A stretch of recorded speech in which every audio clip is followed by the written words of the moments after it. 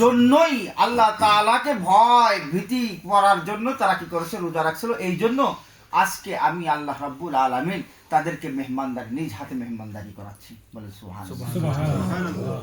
তো এই তো একটা গেল। এরপর আল্লাহ রাব্বুল আলামিন দেখেন, রোজাদার ব্যক্তির কিছু সময় না খেয়ে থাকলে, এটা সায়েন্সের যে থিওরি, যে কিছু সময় না খাওয়া থাকলে বা কোনো কিছু গালে না থাকলে অনেক সময় লিভার থেকে কিছুটা দুর্গন্ধ আসতে পারে, আসে না?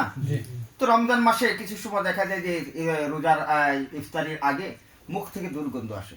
আর এই দুর্গন্ধটা আল্লাহ পাকের কাছে কিরকম ঘ্রাণ, কিরকম পছন্দনীয়, তাই মেশক আম্বার থেকে জিয়াদা পছন্দ, বেশি পছন্দনীয় আল্লাহ রাব্বুল আলামিনের কাছে।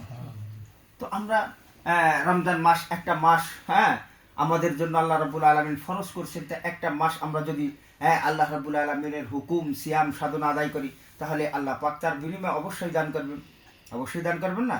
তো অনেক সময় দেখা যায় যে রোজা রাখলে দুনিয়াবি কি ফায়দা। দেখেন, রোজা রাখার কারণে এই যে আমরা সারাটা বছর যা কিছু খাইছি না, আগডুম বাগডুম অনেক কিছু খাই না, তেল বিভিন্ন জিনিস খাই না, অনেক তেল জাতীয় জিনিস, মানে তেল জাতীয় জিনিস তো যারা আমরা বিদেশে আছি আলহামদুলিল্লাহ আমাদের অভাব নেই খেতে, কারণ আমাদের সময় পাই না রান্না করে খেতে। হোটেলে দৌড়ে চলে যাই অথবা মেসে যাই, যে খাওয়া লাগে, তেল যা রান্ধে দেয় তাই খাওয়া লাগে না?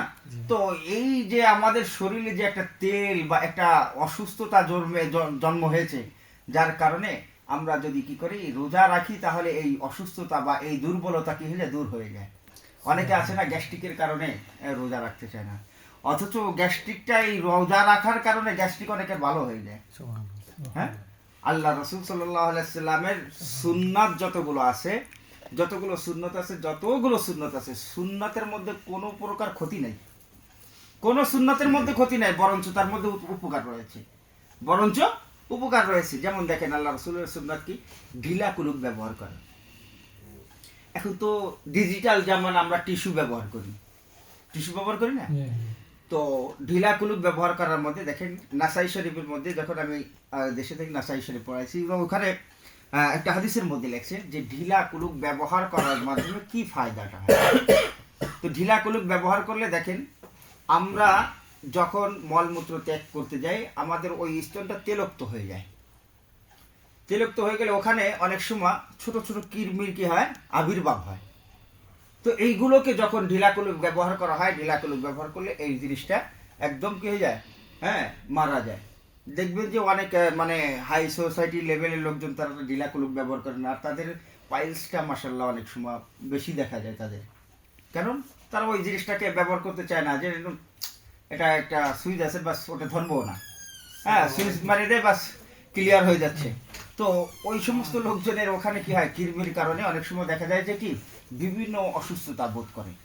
আর আল্লাহ রাসূল সাল্লাল্লাহু আলাইহি ওয়াসাল্লামের এই সুন্নাতের কারণে কি হয়, সায়েন্স বলতেছে যে এই ঢিলা কুলুপ ব্যবহার করার কারণে, মাটির যে ঢিলা আগের ছিল, ওইগুলো ব্যবহার করার কারণে এই ছোট ছোট কিরমির ওখান থেকে দূর হয়ে যায়, কিরমিটা ওখান থেকে চলে যায়। তো এই জন্য আল্লাহ রাসূলের সুন্নাতের, প্রত্যেকটি সুন্নাতের মধ্যে কি আছে, ফায়দা আছে। আর যত সমস্ত বেদাত আছে, বেদাতের মধ্যেই গুমরাহি রয়েছে। তো এই জন্য তো রমজান মাসের যে রোজাগুলো আসবে, রোজা আমরা যদি আল্লাহ পাক আমাদেরকে হায়াতে তৈয়বা দারাজ করেন, তাহলে আমরা সকলেই চেষ্টা করব যে আল্লাহ রাব্বুল আলামিনের যে হুকুম রমজান মাসে, এই রোজাগুলো রাখার জন্য চেষ্টা করব। এখন আসেন, রমজান মাসে রোজা রাখলে যে ফায়দাগুলো হবে, যেই সওয়াব হবে, অর্থাৎ রমজান মাসে যত আমলগুলো করব আমরা, যদি কোনো ব্যক্তি রমজান মাসে 1 রাকাত নফল নামাজ পড়ে, কয় রাকাত? 1 রাকাত নফল নামাজ পড়লে 1 রাকাতের